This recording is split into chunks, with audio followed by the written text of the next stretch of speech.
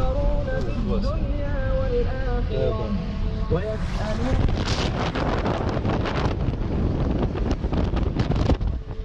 وإن تخالطوهم فإخوانكم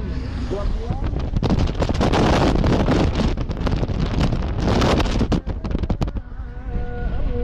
لعنتكم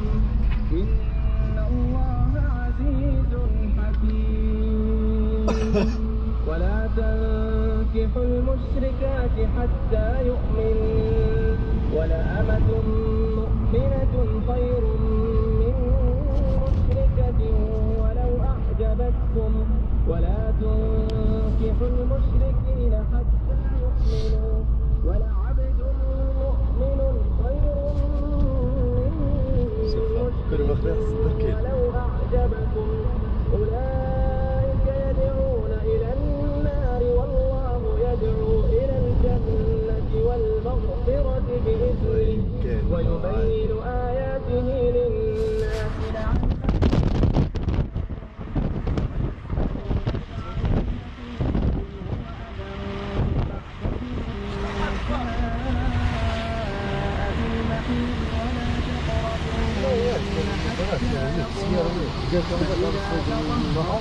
يا